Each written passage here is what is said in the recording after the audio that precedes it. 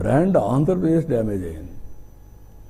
ఒక వ్యక్తి డ్యామేజ్ అయితే పర్వాలేదు, కానీ బ్రాండ్ ఏపీ ఎవరైనా ఎక్కడన్నా పోతే మీది ఏ రాష్ట్రం అంటే ఆంధ్రప్రదేశ్ అంటే చిన్న చూపు చూసేవాళ్ళు. That is dangerous humiliation. మీ రాజధాని ఏదంటే 3 రాజధానులు అంటే నవ్వేవాళ్ళు.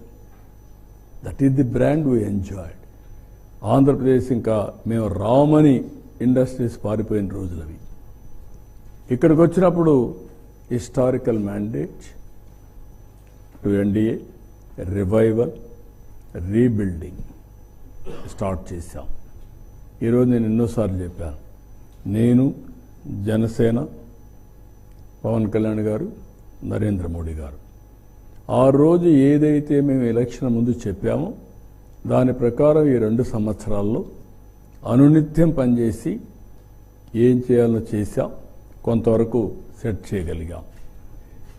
Reviving brand Andhra. Once brand Andhra revive అయితే మిగిలినటన్నీ కూడా ఆటోమేటిక్గా ఫ్లో వస్తుంది. Number 2, fulfilling welfare commitments. ఆ రోజు చెప్పాం, ఆదాయం లేదని తెలుసు, నాకు డెప్త్కి లేదు. ఎంత లోపలికి పోతే అంత అఘాతం ఉంది. చాలా సమస్యలు ఉన్నాయి. ఊపిరి పీల్చుకోలేనటువంటి ఆర్థిక వ్యవస్థ అయినా కూడా ఫుల్ఫిల్ చేయాలి. ఫుల్ఫిల్ చేస్తున్నాం. ఒక మాటలో చెప్పాలంటే ఎవ్వరూ ఊహించిన విధంగా మేము చెప్పినట్టన్నీ చేసుకుంటూ డేట్స్ పెట్టి ఆ డేట్ ప్రకారం అమలు చేస్తూ వస్తున్నాం. Then trust capital projects. నేను ఎప్పుడూ చెప్పాను, ఎప్పుడు కూడా ఆదాయం రావాలంటే అభివృద్ధి జరగాలి. అభివృద్ధి జరగాలంటే పెట్టుబడులు పెట్టాలి, క్యాపిటల్ మీద పెట్టుబడులు పెట్టాలి. ఈ 3 డిస్ట్రాయ్ అయినాయి. ఇప్పుడు రివైవ్ చేశాం, ఎక్కువ క్యాపిటల్ ప్రాజెక్ట్స్ తీసుకొచ్చాం. ఇంకొక పక్కన progressive policies and technologies for future and sustainability. Sustainability లేకుండా ఏ పని చేసినా కాదు, దానికి కూడా తీసుకొచ్చాం. నెక్స్ట్, ఇక్కడ మీరు చూస్తే బైఫర్కేషన్ పెయిన్ఫుల్ అని ఎందుకన్నానంటే అగ్రికల్చర్ 51% కంబైన్డ్ ఆంధ్ర, 25% ఇండస్ట్రీ, 24%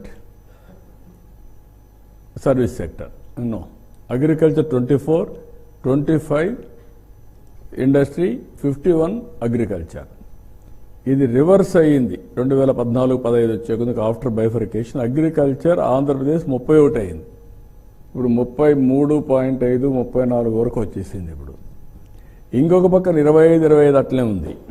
ఇక్కడ 51 నుంచి 7% తగ్గింది, 44 అయింది.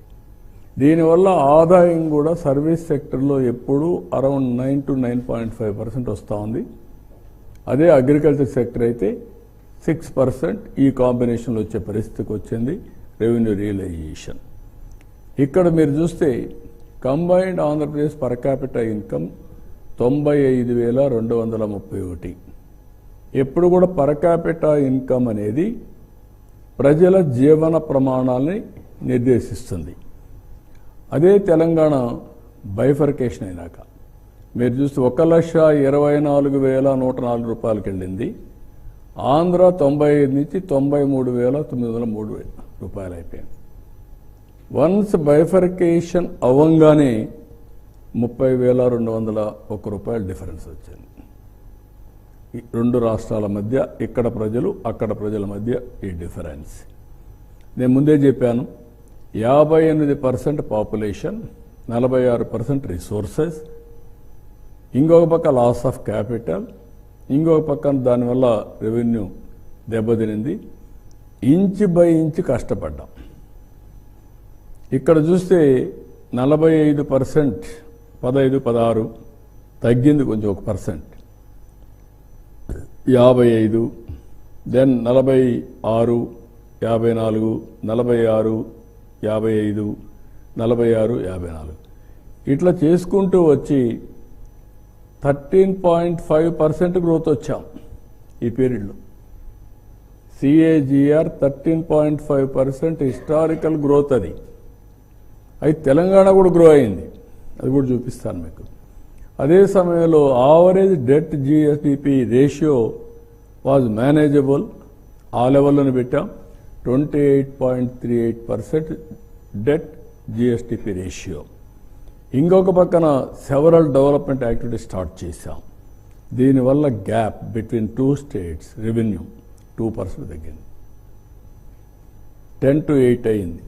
అదే కానీ కంటిన్యూ అయ్యి ఉంటే ఈ పాటికి ఇంకొక విధంగా ఉండేది. I will show you next.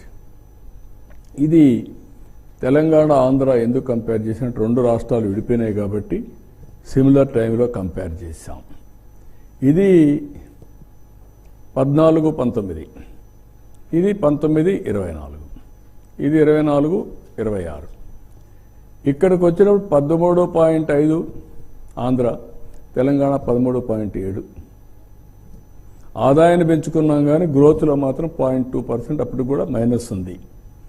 ఇక్కడికి వచ్చినప్పుడు ఈ టైంలో 10.3 ఆంధ్ర, 11.4 తెలంగాణ.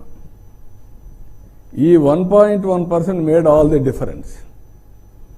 ఇక్కడికి వచ్చేప్పుడు 10.7% తెలంగాణ, ఆంధ్ర 11.3.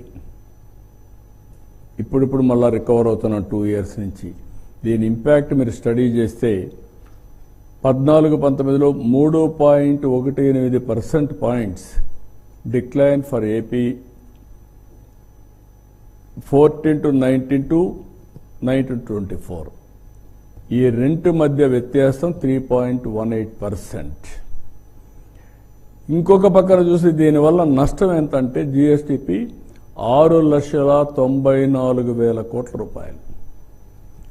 6,94,000 కోట్లు వచ్చి అక్కడి నుంచి 13% పెరిగితే ఎంత వస్తుందో మీరు లెక్కేసుకోవాలి. CAGR, that is the CAGR. ఇక్కడికి వచ్చినప్పుడు 13.5% గ్రోత్ రేట్ కానీ 14-19లో వచ్చింది కానీ కంటిన్యూ అయి ఉంటే అడిషనల్ రెవెన్యూ స్టేట్కి 76,195 కోట్లు వచ్చాయి రెవెన్యూ. ఇప్పుడు అప్పు చేసే పని లేదు, ఇవన్నీ వచ్చేటివి. ఇది నెక్స్ట్ పేజ్. ఇక్కడ మీరు per capita income comparison. Combined Andhra Pradesh 95,231, 14-15 1,24,000 నుంచి 93,000 తగ్గి 30,000 గ్యాప్. 18-19 5 ఏళ్ల పరిపాలనలో వాళ్ళకుండే అడ్వాంటేజ్, తెలంగాణలకు అడ్వాంటేజెస్ ఉన్నా కానీ వాళ్ళ పర్ క్యాపిటా ఇన్కమ్ పెరిగింది. 25,000 డిఫరెన్స్ వచ్చింది. 2,09,848 నుంచి 1,54,031. 23-24 నుంచి మీరు చూస్తే ఇక్కడికి వచ్చే కొందికి 3,46,120 తెలంగాణ అయితే మంది 2,39,311 వచ్చి 1,06,854 రూపాయలు డిఫరెన్స్ పెరిగిపోయింది. 3.18% తక్కువ. దాని ఇంపాక్ట్ 1,06,884 రూపాయలు పెరిగే పరిస్థితికి వచ్చింది. ఇప్పుడు ఈ స్లైడ్లో మీరు చూస్తే 25-26 మళ్ళీ వాళ్ళది 4,18,936, మంది 2,94,507. అంటే మొత్తం కలిసి గ్యాప్ 1,24,404 రూపాయలు అయింది. అదే కానీ 13.5% గ్రో అయి ఉంటే, సేమ్ గవర్నమెంట్ కంటిన్యూ అయి ఉంటే ఈరోజు ఇక్కడ పర్ క్యాపిటా ఇన్కమ్ 3,67,515 ఇది వచ్చేది. అప్పుడు డిఫరెన్స్ 51,000. 51,000 డిఫరెన్స్ ఉండేది, ఇప్పుడు గ్యాప్ 1,24,000 అయింది. Gap, net gap is 73,000. ఒక గవర్నమెంట్ మారిన దానికి, నేను చెప్పిన విధ్వంసం అని చెప్పిన దానికి ఇక్కడ మీరు ఫిగర్స్ చూస్తే ఇంత డ్యామేజ్ రాష్ట్రానికి చేశారంటే అంత డ్యామేజ్ చేశారు. ప్రభుత్వం ప్రజల జీవితాలు మారుస్తుంది. నేను అందుకే ఎప్పుడు అంటాను, రైట్ టైం రైట్ లీడర్ ఉంటే ఫ్యామిలీకి కానీ, గ్రామానికి కానీ, కంపెనీకి కానీ, రాష్ట్రానికి కానీ, దేశానికి కానీ డిఫరెన్స్ విల్ బి డిఫరెంట్. ఈ విషయాలు మనందరం గుర్తుపెట్టుకోవాల్సిన అవసరం ఉంది. చాలామందికి బడ్జెట్ చూస్తారు, ఆ రోజు మర్చిపోతారు, ఏం జరుగుతుందో అనలైజ్ చేయరు. ఓన్లీ ఇంటెలెక్చువల్సే అనలైజ్ చేసుకుంటున్నారు తప్ప common man only feel good ఫ్యాక్టర్స్తో ఆ రోజు ఫ్యాక్టరీతో వెళ్ళిపోతున్నారు. నెక్స్ట్ ఇక్కడ చూస్తే a decade, 2 halves, progress and destruction.